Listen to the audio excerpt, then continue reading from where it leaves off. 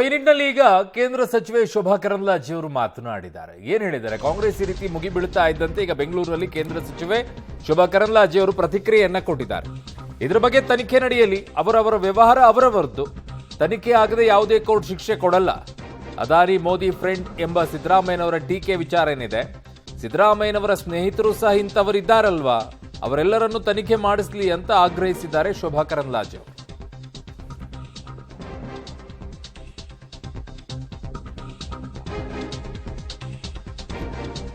ತನಿಖೆ ಆಗಲಿ, ಯಾರ್ಯಾರು ಏನೇನು ತಪ್ಪು ಮಾಡಿದ್ದಾರೆ, ಎಲ್ಲಿ ವ್ಯವಹಾರ ಮಾಡ್ತಿದ್ದಾರೆ, ಯಾವ ದೇಶದಲ್ಲಿ ವ್ಯವಹಾರ ಮಾಡ್ತಿದ್ದಾರೆ ಗೊತ್ತಿಲ್ಲ, ಅವರವರ ವ್ಯವಹಾರ ಅವರವರದು.